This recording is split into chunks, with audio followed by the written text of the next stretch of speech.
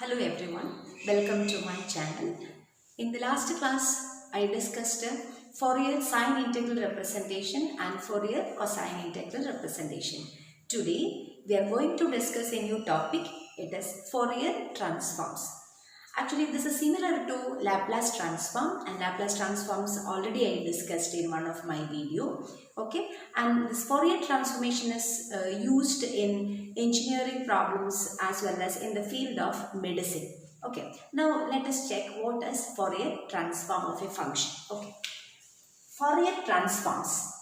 You consider any function f of t, for any function f of t, the Fourier transform already I discussed in the previous class. Transforms means change. Okay, so for any function f of t, the Fourier transform of f of t denoted by a simple f of t. See, we know in the case of Laplace transform for a function f of t, the Laplace transform is denoted by capital L, isn't it? Capital L f of t. Here the Fourier transforms denoted by f of t, and this is defined as f of t is equal to 1 by root 2 pi integral minus infinity to infinity e raised to minus I omega t into f of t dt. See, once more I will say the definition. F of t is equal to 1 by root 2 pi integral from minus infinity to infinity e raised to minus I omega t into f of t dt, where omega is a parameter. So, since we are integrating with respect to t, after integration you want to put the upper limit and lower limit. Okay, now the answer will be a function of omega. Okay, so you can denote the answer by another simple f of omega, or you can use another symbolic representation. This is f cap omega. F cap omega. So f cap omega means it is a Fourier transform of the function f of t. Okay, and some textbook you can see 1 by root 2 pi is absent in the definition of f of t. See, that 1 by root 2 pi, this factor is adjusted with the inverse Fourier transform. Both the definitions are correct. Okay, so according to our syllabus, our textbook, KTU, according to the KTU syllabus, in the textbook it is written f of t as 1 by root 2 pi into integral minus infinity to infinity e raised to minus I omega t into f of t dt. Okay, I told you this is denoted by f of omega or f cap omega. Now what about the inverse transform? See, we know the inverse Laplace transform. Similarly, here also we have inverse Fourier transform. And inverse Fourier transform is denoted by, see the simple f inverse. Okay, f inverse of f of omega. F inverse of f of omega, that is defined as 1 by root 2 pi integral minus infinity to infinity f of omega, or you can write here f cap omega. F cap omega into e raised to I omega x into d omega. See, here I wrote e raised to I omega x into d omega, and this is nothing but our function f of x. If you are considering f of t, here you have to write e raised to I omega t d omega. And since this is f of x, here I wrote f of x, therefore f of omega into e raised to I omega x into d omega. So this is the definition of the Fourier transform of f of t, and this is the inverse Fourier transform of a function. Okay, now we are moving on to how we are getting this Fourier transform in this way. Okay, so that we are discussing next. Now come to the derivation of this Fourier transform. See, by the definition of Fourier integral representation, f of x is equal to integral from 0 to infinity a omega cos omega x plus b omega sin omega x into d omega. Okay. Now where a omega is equal to, what is a omega? It is 1 by pi integral from minus infinity to infinity f of t into cos omega t dt, and d omega is equal to 1 by pi into integral minus infinity to infinity f of t into sin omega t dt, right? See, these things I discussed earlier. Now, here in the place of a omega and b omega, we are substituting the definition. Okay, the values of a omega and b omega you substitute at the place. Okay, so a omega, see, in this place we should substitute the definition. So it is 1 by pi into integral from minus infinity to infinity f of t cos omega t dt. Up to this is the value of a omega into cos omega x plus d omega. What is d omega? It is 1 by pi integral from minus infinity to infinity f of t into sin omega t dt into the remaining is sin omega x into, it is not dx, it is d omega. Okay, d omega. Now look at the integral. See, 1 by pi is common. So 1 by pi can be taken outside. So 1 by pi into integral 0 to infinity, integral minus infinity to infinity. See, both the integral limits are from minus infinity to infinity. And not only that, f of t is common.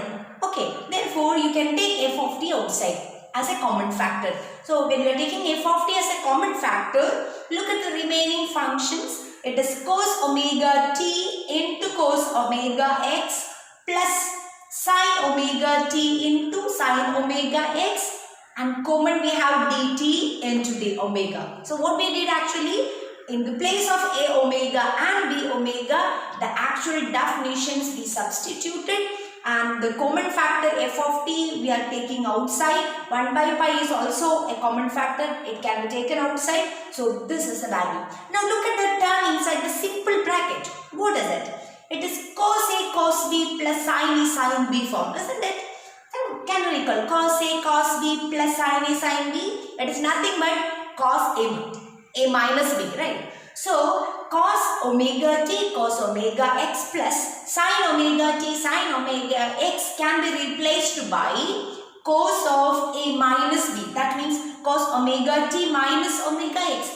Their omega can be taken outside. So this is in 1 by pi integral 0 to infinity, integral from minus infinity to infinity, f of t into cos of omega into t minus x dt into d omega. Okay. So we have actually 1 by pi into integral 0 to infinity, integral minus infinity to infinity, f of t into cos omega into t minus x dt. See, cos a minus b form.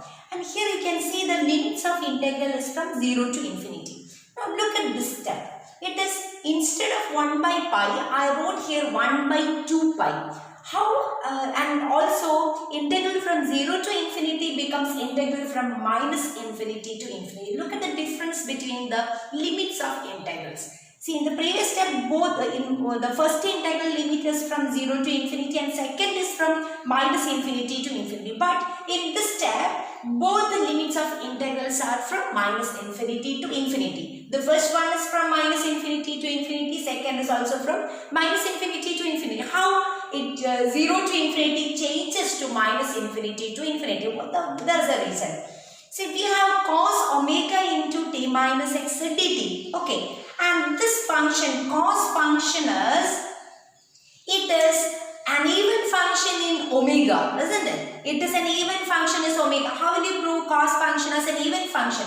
See, cos of, in the place of omega, you put minus omega. So, cos of minus omega of t minus x, it is cos omega into t minus x itself. So, cos function is even function. For any even function, we have 0 to a f is equal to half of integral from minus a to a f, or the reverse. You just see the reverse. Integral from minus a to a is twice 0 to a. Okay. Therefore, 0 to a f is half of integral from minus a to a. So, I use this concept here. Okay. Integral from 0 to a, I changed it to 1 by 2 times integral from minus infinity to infinity, and the reason is cos function is an even function in omega. Okay. Therefore, in this step what we have 1 by 2 pi. Both the limits of integrations are from minus infinity to infinity. F of t into cos of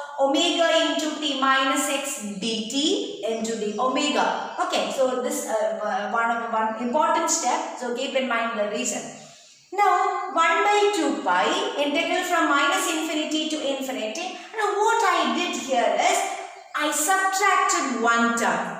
See, only this term we have, isn't it? F of t into cos omega into t minus x.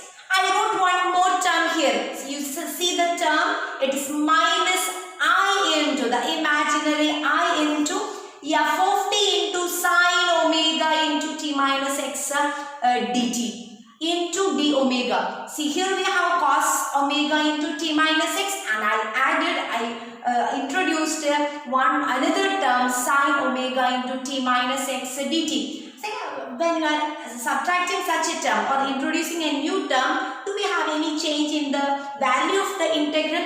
In this case, there is no change. Now, what is the reason? Then you consider this term, the term integral from minus infinity to infinity f of t into sine omega into t minus x d omega. The value of this integral reduces to 0. How? Sine function sine omega into t minus x with respect to omega that we are considering. This is an odd function in omega, right? Sine function sine omega into t minus x is an odd function in omega.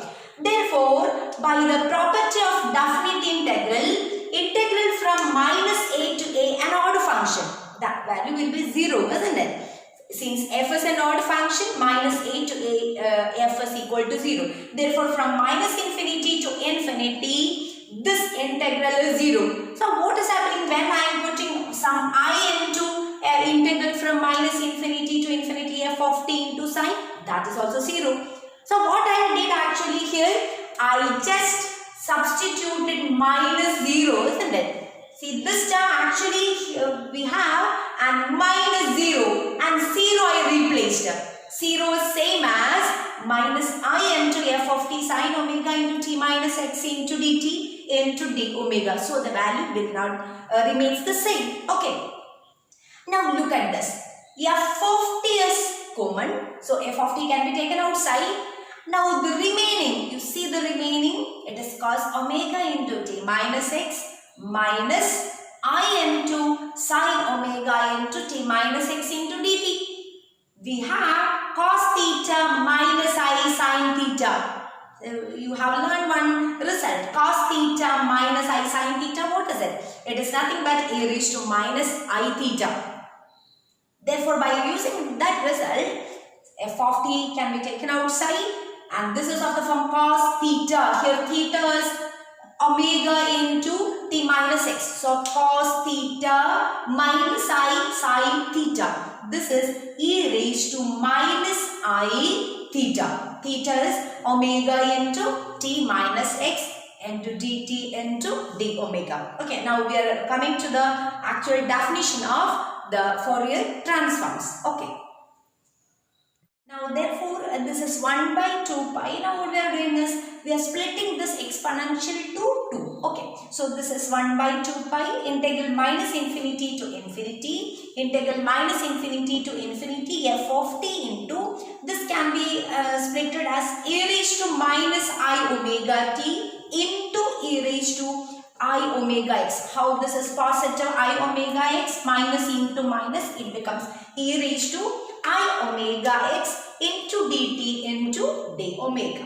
Now, say 1 by 2 pi, if you want you can split. How? It is 1 by root 2 pi into 1 by root 2 pi. And one of the 1 by root 2 pi I am keeping outside of the first integral. Okay. So, 1 by root 2 pi integral from minus infinity to infinity. Now, one more 1 by root 2 pi. Then only we will get 1 by 2 pi, right? So, that I am writing here. 1 by root 2 pi integral minus infinity to infinity. This f of t into e raised to minus I omega t dt I am writing along with this integral. Into the remaining is e raised to I omega x into d omega. Now look at the term inside the bracket. See the term inside the bracket? The simple bracketed term, it is 1 by root 2 pi integral minus infinity to infinity f of t into e raised to minus I omega t into dt. And this is actually denoted by the capital F of t. Capital F of t, that is defined as 1 by root 2 pi integral from minus infinity to infinity f of t into e raised to minus I omega t into dt, and that is called the Fourier transform of f of t.